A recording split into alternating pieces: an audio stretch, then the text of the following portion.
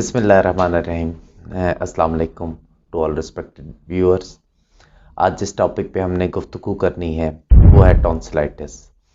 जैसे हमने अपने प्रीवियस वीडियो में जो अपलोड किया था उसमें ज़िक्र किया था कि हम होम्योपैथी की अफादियत स्पेशली उन बीमारियों पे जिनका दूसरे तरीका है इलाज, other system, other way of treatment जो है उसके अंदर ऑपरेशन है, और होम्योपैथी के अंदर वो बीमारियां बग़ैर ऑपरेशन के ट्रीटेबल हैं, उनके ऊपर गुफ्तगू कर रहे थे। और उसमें टॉन्सिलाइटिस हमारे पास एक ऐसी बीमारी है जो बच्चों में बहुत कॉमन है और बड़ी उम्र के भी कुछ अफराद के अंदर पाई जाती है।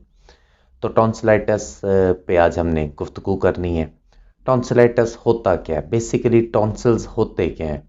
टॉन्सिल्स हमारे गले की पिछली साइड पे, गले के अंदर जो है दो टिश्यूज़ कह लें ओवल शेप के पाए जाते हैं, जो कि बेसिकली लिम्फोसाइट्स के सेक्रेट करते हैं। लिम्फोसाइट क्या है? हमारी बॉडी का एक इम्यून सिस्टम का पार्ट है। ये बेसिकली एज अ एंटीबॉडी काम करते हैं। जब हम डायरेक्ट एयर से हमारे हवा के साथ हमारी बॉडी के अंदर मुख्तलिफ बैक्टीरिया, वायरस हमारे जिस्म के अंदर दाखिल होते हैं तो उनको ये बीइंग बॉडी इम्यूनिटी अपना रोल अदा करते हैं और उनके ख़िलाफ़ जो है, उन बैक्टीरिया वायरस के ख़िलाफ़ हमारी बॉडी को एम्पावर करते हैं। ये इनका बेसिकली टॉन्सिल्स का जो मेन फंक्शन होता है हमारी बॉडी के अंदर।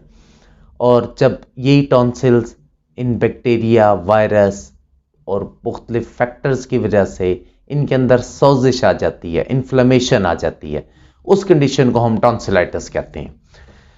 ये टॉन्सिलाइटिस जो है बेसिकली बच्चों में ज़्यादा कॉमन पाए जाते हैं, बड़ों में कम होते हैं, लेकिन किसी एज में भी टॉन्सिलाइटिस हो सकते हैं।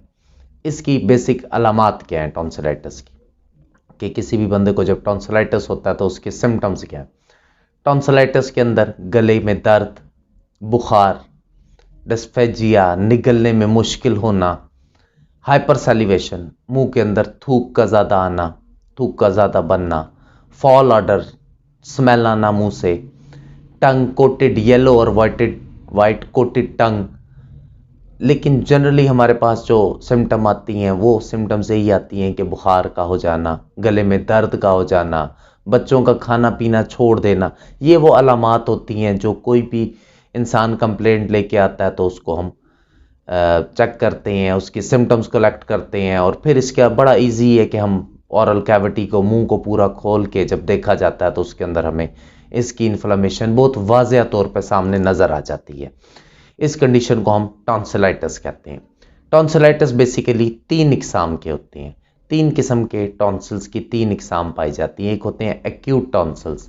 एक्यूट बेसिकली कहा जाता है उन चीज़ों को जो हाद अमराज में जो जल्द होना, सडन हो जाना, वक्ती तौर पे होना और ठीक हो जाना। एक्यूट टॉन्सिलाइटिस जनरली 2 दिन 3 दिन से लेकर 2 हफ्ते के अंदर क्योर हो जाते हैं और पेशेंट मैनेज हो जाता है और वो क्योर हो जाता है। उसके बाद एक दूसरी किस्म जो इसकी है वो होता है रिकरेंट टॉन्सिलाइटिस। रिकरेंट का मतलब है दोबारा आना, बार बार आना। तो कम से कम साल में 4 से 5 मरतबा जब टॉन्सिलाइटिस का अटैक हो, टॉन्सिल्स की इन्फ्लेमेशन हो जाए, उसको हम कहते हैं कि ये रिकरेंट टॉन्सिलाइटिस है। और third one is chronic tonsillitis. Chronic का मतलब मुज़म्मन टॉन्सिलाइटिस, पुराना टॉन्सिलाइटिस, पुराना ज़्यादा अरसे से जो पेशेंट बीमार हों उसके टॉन्सिलाइटिस को हम क्रॉनिक टॉन्सिलाइटिस कहते हैं। फैक्टर जनरली जो इसके फैक्टर्स आते हैं उसके अंदर बैक्टीरिया और वायरसेस ये शामिल हैं। वायरसेस में influenza, para influenza, herpes zoster, ये वायरसेस ज़्यादा कॉमन है। बैक्टीरिया के अंदर स्टेप्लोकोकस और स्ट्रेप्टोकोकस, ये 2 बैक्टीरिया ऐसे बैक्टीरिया हैं कि जिनकी वजह से टॉन्सिल्स की इन्फ्लामेशन होती है और टॉन्सिलाइटिस का शिकार हो जाता है पेशेंट। अब होम्योपैथिक का कॉन्सेप्ट क्या है? हम होम्योपैथिक सिस्टम और होम्योपैथिक वे ऑफ ट्रीटमेंट के हवाले से गुफ्तगू कर रहे हैं। होम्योपैथिक का कॉन्सेप्ट ये है कि होम्योपैथी के जो फाउंडर थे, होम्योपैथी के जो पायनियर हैं, doctor Christian Frederick Samuel Hahnemann, उन्होंने जो अपनी फिलॉसफी की बुक, अपने होम्योपैथिक लॉज की बुक और कैनन ऑफ मेडिसिन, उसमें उन्होंने स्पेशली एक चैप्टर ससेप्टेबिलिटी पे का जिक्र किया, इस्तेदाद कबूलियत कहा जाता है, जिसमें उन्होंने कहा कि सिर्फ ये वायरस बैक्टीरिया, सिर्फ ये वो फैक्टर नहीं है जिसकी वजह से भी कोई इंसान बीमार हो सके। अगर सिर्फ वायरस और बैक्टीरिया की वजह से अगर कोई इंसान बीमार होता तो ऑब्वियसली जिस हवा से ये वायरस बैक्टीरिया बॉडी के अंदर जा रहे हैं तो उस कम्युनिटी में जितने भी लोग रहते हों उन सबको इन्फ्लुएंस्ड हो जाना चाहिए। लेकिन हम रूटीन में देखते हैं कि ऐसा नहीं होता, तमाम लोग इन्फ्लुएंस्ड नहीं होते। तो डॉक्टर क्रिस्टियन फ्रेडरिक सैमुअल हानीमैन जो हैं वो इसके ऊपर तफसीलन या फिलॉसफी होम्योपैथी के कवानीन को बयान करते हुए वो कहते हैं कि इसके अंदर एक कोर फैक्टर होता है जिसे आम जुबान में आम लोग इम्यूनिटी कहते हैं, लेकिन होम्योपैथी के अंदर जो कॉन्सेप्ट है वो वाइटल फोर्स और वाइटल एनर्जी का है कि जिस पेशेंट की vital force vital energy weak होगी उस पर ये वायरस बैक्टीरिया ये आसानी से असर पजीर हो जाएंगे, ये उसको इन्वॉल्व कर लेंगे, तब इंसान बीमार होता है। होम्योपैथी एक इंडिविजुअलाइजेशन, एक सिम्टम्स की सिम्टमेटोलॉजी, कंप्लीट सिम्टम्स लेके ट्रीटमेंट का जो तरीका इलाज है उसके अंदर तमाम सिम्टम्स के साथ ट्रीट किया जाता है। इसीलिए होम्योपैथी के अंदर कॉजेशंस, मियाज्म, मेंटल रूब्रिक, सिम्टम्स, ये तमाम चीज़ों को कलेक्ट करके किसी भी पेशेंट की दवाई का इंतखाब किया जाता है। तो होम्योपैथी के अंदर सिर्फ ये वो फैक्टर्स नहीं होते कि जिनकी वजह से कोई भी इंसान बीमार हो और वो उसके इन्वॉल्व हो जाए। अब इस टॉन्सिलाइटिस की वजह से बेसिकली कॉम्प्लिकेशंस क्या होती हैं कि इसकी वजह से जो बच्चे होते हैं, ज़्यादातर बच्चों में क्या होता है, यादाश्त का कमज़ोर हो जाना, उनका जिस्मानी तौर पे कमज़ोर हो जाना, कद का ना बढ़ना, क्योंकि ऑब्वियसली जब कोई बंदा खाएगा पिएगा नहीं, डाइट निगलने में मुश्किल है, खाने पीने में इशू है, बुखार रहेगा बार बार, तो ये तमाम वो फैक्टर्स हैं जो इसकी कॉम्प्लिकेशंस के अंदर शामिल हो जाती है एक टॉन्सिल्स की वजह से, जिसकी वजह से पेरेंट्स जनरली अपने बच्चों के लिए बीमार हो जाते हैं। और होम्योपैथिक वे इसे विदाउट सर्जरी बड़े अच्छे तरीके से होम्योपैथिक ट्रीटमेंट के अंदर हम इसको मैनेज कर सकते हैं। जहाँ तक अद्वियात का जिक्र हमने होम्योपैथिक सिस्टम की करना है, तो प्रीवियस जो हमारा वीडियो अपलोड हुई थी उसके अंदर भी ये जिक्र किया था और ये जिक्र दोबारा करना भी मैं बहुत ज़रूरी समझूंगा, क्योंकि हो सकता है कुछ लोगों ने वो वीडियो ना देखी हो, इस वीडियो को देखें कि होम्योपैथिक सिस्टम के अंदर होम्योपैथिक रेमेडीज़ जो यहाँ पर बताई जा रही हैं, जो अभी मैं बताने लगा हूँ आप लोगों को, ये कोई हतमी अद्वियात नहीं है। ये कोई वो अद्वियात नहीं है कि जिसे आप सेल्फ प्रेस्क्रिप्शन से कि आपने सुना बाजार से ली और बच्चों को खिलाना शुरू कर दे, ऐसा नहीं है। क्योंकि होम्योपैथिक जिस तरह पहले मैंने बताया कि totality of symptom, causation, modalities, miasmatic background, तमाम चीज़ों को देख के रेमेडी को सिलेक्ट किया जाता है, उसके बाद दवाई। तो वो कोई आपका मुस्तनद होम्योपैथ ही आपकी दवा का इंतखाब कर सकता है। उसके लिए आपको अपने करीब कोई भी मुस्तनद होम्योपैथ से रब्ता करना है और फिर अपनी दवा का इंतखाब करना है, ना कि ये वीडियो देख के तो आपने अद्वियात का इस्तेमाल शुरू कर देना है। अभी हमने इसकी 3 इकसाम बयान की, तो उन 3 इकसाम के स्पेसिमन के तौर पे मैं आपको रेमेडीज़ कुछ यहाँ पे बयान कर देता हूँ। जैसे हमने पहले बात की एक्यूट टॉन्सिलाइटिस की, तो acute tonsillitis heart condition, sudden आना, एक्यूट टॉन्सिलाइटिस में हमारी एक होम्योपैथिक रेमेडी है ब्रेटाकार, बहुत ज़्यादा इफेक्टिव है ये एक्यूट टॉन्सिलाइटिस। ब्रेटाकार जनरली ब्रेटाकार बच्चों की दवा के तौर पे होम्योपैथिक सिस्टम में जानी जाती है। इसके बच्चे चलना भी देर से शुरू करते हैं, स्लो वॉकर होते हैं, कमज़ोर होते हैं इसके बच्चे। ये रेमेडी ड्यूरेशन ऑफ एक्शन भी इसका बहुत कम है, इसको आप आफ्टर एवरी 3 आवर्स आपको रिपीट भी करना पड़ता है।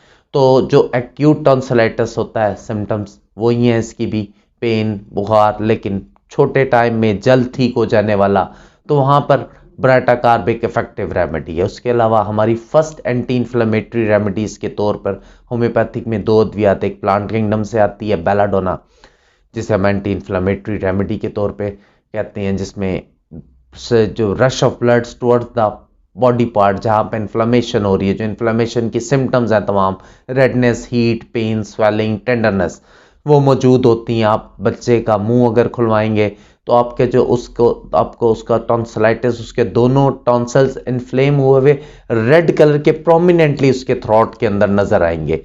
तो बेलाडोना, और इसकी एक और की सिम्टम के इसका pain sudden comes sudden goes, कि अचानक से इसका दर्द आता है, शिद्दत से होता है और चला जाता है।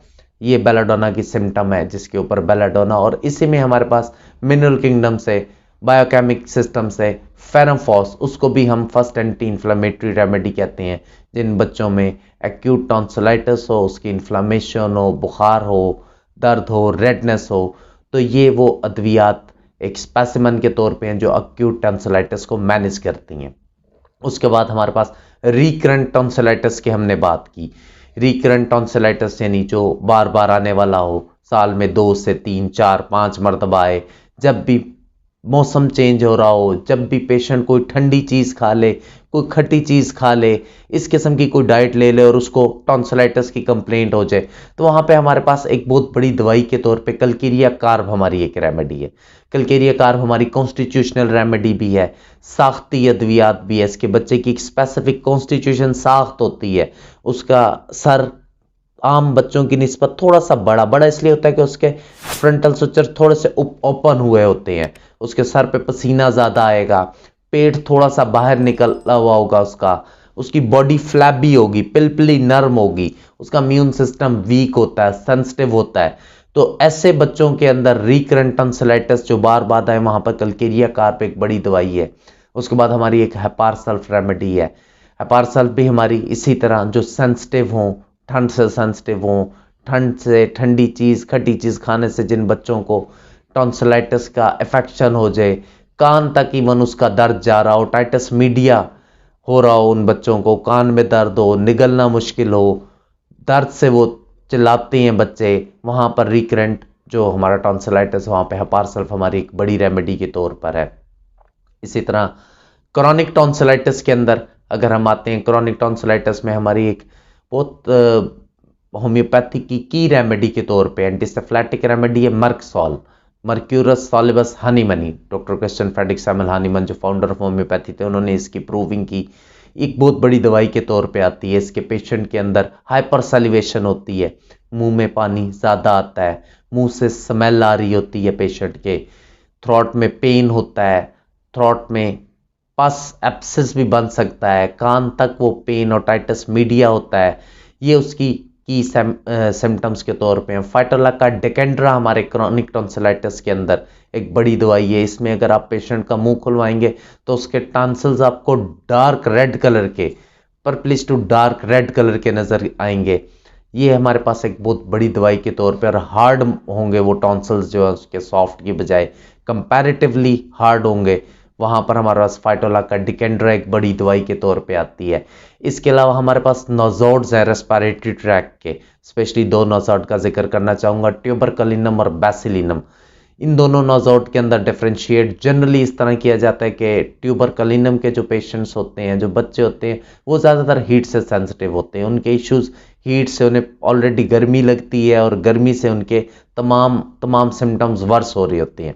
जबकि बैसिलिनम जो है, बैसिलिनम के जो बच्चे होते हैं वो ज़्यादातर ठंड से सेंसिटिव होते हैं, थोड़ी सी ठंड लगने पे उनको अफेक्शन शुरू हो जाते हैं।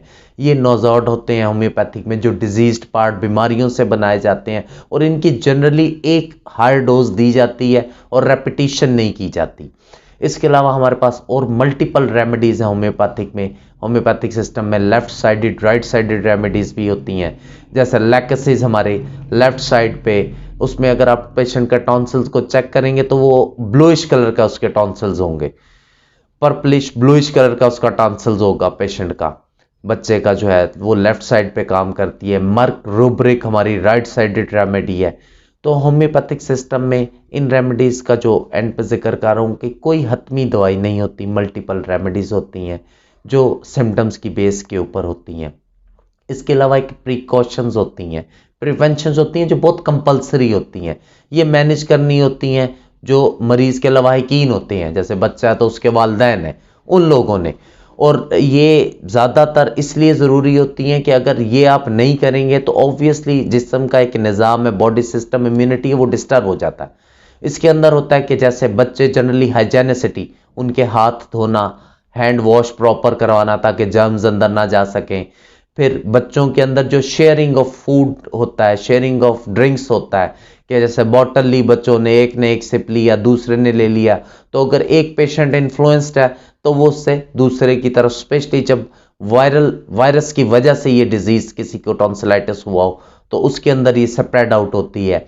बच्चों में इसी तरह टूथब्रश शेयरिंग, कि एक घर में 3-4 बच्चे होते हैं तो वो जनरली एक बच्चा दूसरे का टूथब्रश यूज कर लेता है, तो वो टूथब्रश शेयरिंग के साथ, तो ये वो प्रिवेंशन प्रिकॉशंस हैं जो इसके साथ बहुत ज़्यादा ज़रूरी मेजरमेंट हैं जिनको मैनेज करना होता है। मकसद बताने का फिर एक दफ़ा बताऊं कि यहाँ पर आप लोगों को होम्योपैथी की अफादियत बताना कि होम्योपैथिक के अंदर ये होम्योपैथिक सिस्टम ऑफ मेडिसिन में डिजीज़ विदाउट ऑपरेशन ट्रीटेबल है, इसे आसानी से ट्रीट किया जा सकता है, लेकिन उसके लिए आपको किसी मुस्तनद होम्योपैथ से रब्ता करना है और उससे अपनी दवा को तजवीज़ करवाना है। सेल्फ मेडिकेशन से अवॉइड कीजिए। बाकी जो प्रीवियस हमने अपना वीडियो अपलोड किया था उसमें जो हमारे व्यूअर्स थे उनमें से कुछ के कमेंट्स आए थे कि वो कहते कि ओबेसिटी के ऊपर अपना वीडियो लॉन्च करें, हेयर फॉल पे करें, फाइब्रॉइड्स पे करें।